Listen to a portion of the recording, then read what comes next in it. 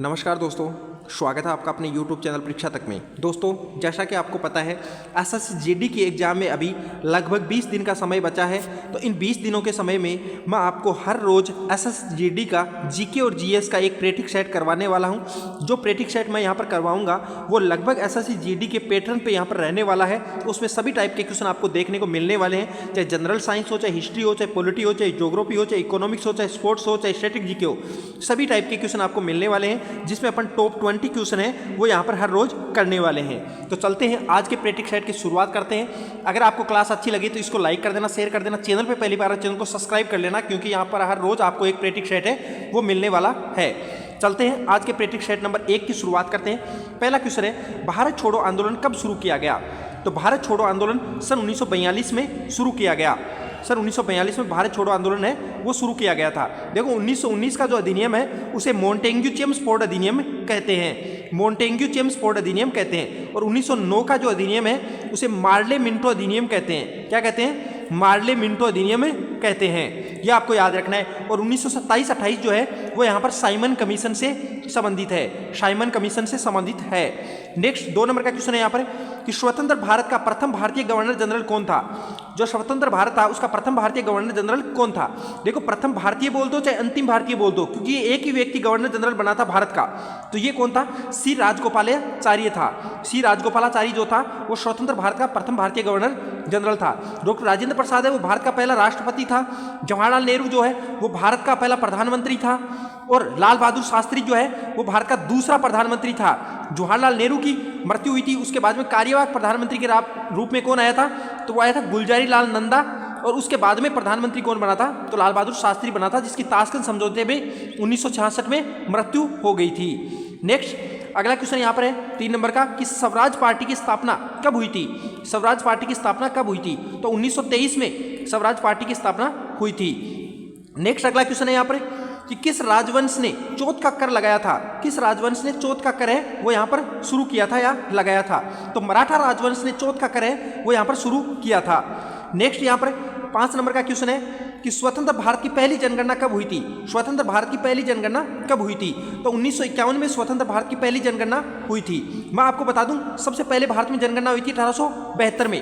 1872 में पहली जनगणना हुई थी। उसके बाद में नियमित जनगणना हुई थी 1881 में। नियमित जनगणना 1881 में हुई थी। जनगणना दिवस जो आता है, जनसंख्या दिवस, वो कब आता है? तो वो यहाँ पर 11 जुलाई को जनसंख्या दिवस आता है।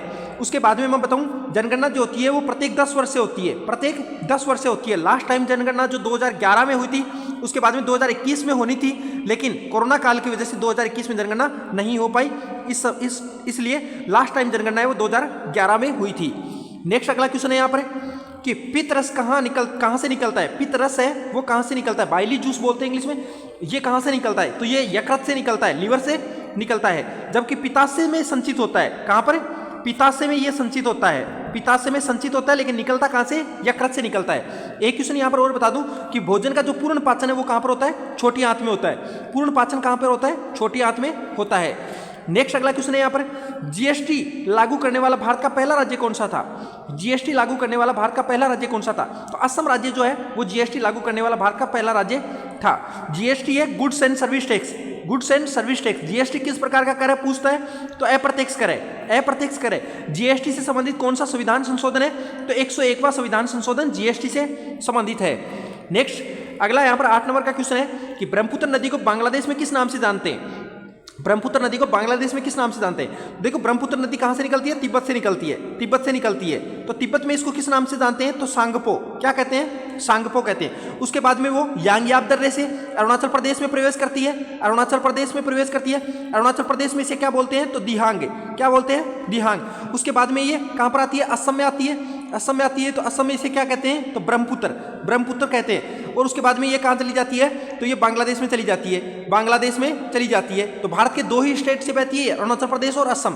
तो इसे बांग्लादेश में क्या कहेंगे? तो जमुना कहते हैं। क्या कहते हैं? जमुना कहते हैं। तो याद रखना है, तिब्बत में इसे सांगपो कहते हैं, अरुणाचल प्रदेश में दिहांग कहते हैं, असम में ब्रह्मपुत्र कहते हैं, तो बांग्लादेश में जमुना कहते हैं। ब्रह्मपुत्र की सहायक नदी मैं आपको बताऊं तो मानस हो गई, लोहित हो गई, दिबांग हो गई।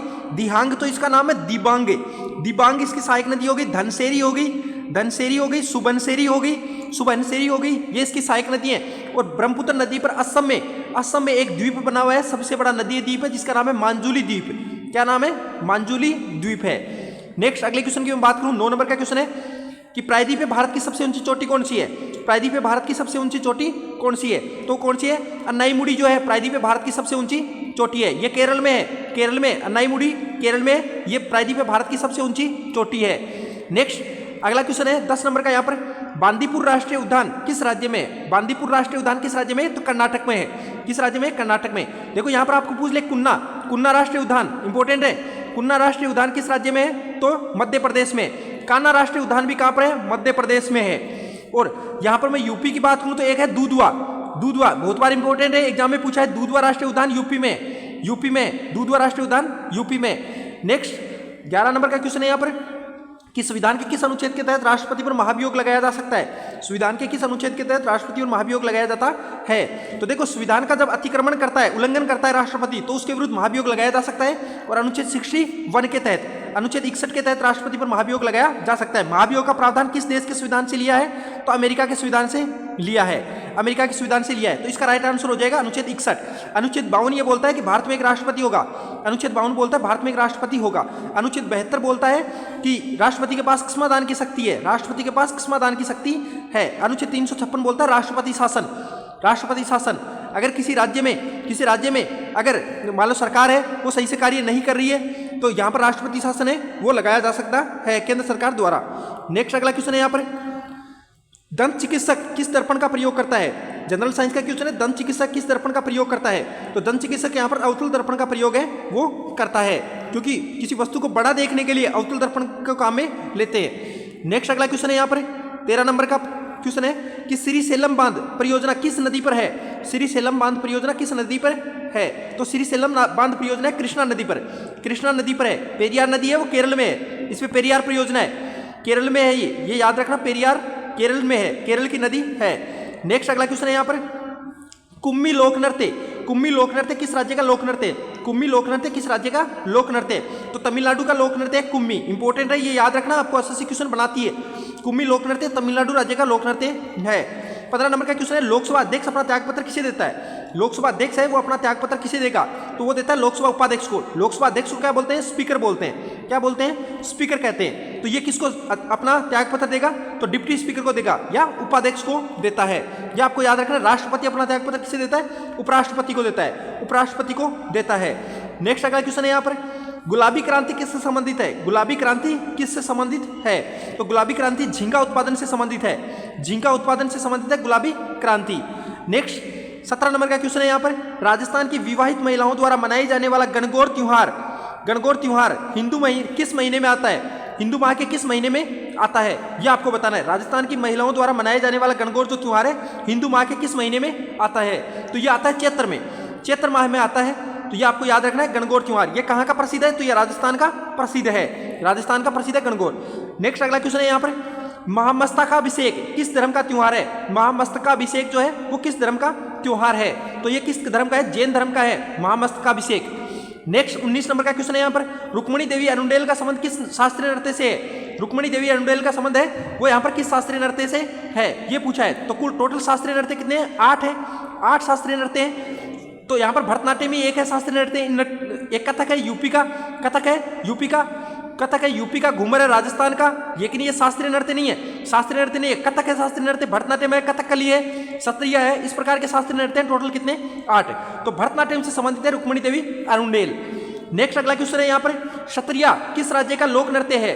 क्षत्रिया किस राज्य का लोक नृत्य है? देखो क्षत्रिया है वो एक शास्त्रीय नृत्य है, एक शास्त्रीय नृत्य है। 2007 में इसे शास्त्रीय नृत्य का दर्जा दिया गया था। और ये असम का शास्त्रीय नृत्य है। कहाँ का है? असम राज्य का शास्त्रीय नृत्य है। तो सबसे बाद में जुड़ने वाला शास्त्रीय नृत्य कौन सा है? क्षत्रिय है। तो इसका राइट आंसर हो जाएगा असम। तो ये आपको याद रखने हैं। तो आज के ये टॉप 20 क्वेश्चन थे। उम्मीद करता हूँ क्वेश्चन आपको अच्छा लगे होंगे। क्वेश्चन अगर अच्छे लगे तो इस क्लास को लाइक कर देना, शेयर कर देना। चैनल पे पहली बार है, चैनल को सब्सक्राइब कर लेना, क्योंकि यहाँ पर हर रोज मैं आपको SSGD के एग्जाम तक हर रोज आपको एक प्रैक्टिस सेट है वो यहाँ पर करवाने वाला हूँ। ठीक है, थैंक यू, धन्यवाद दोस्तों।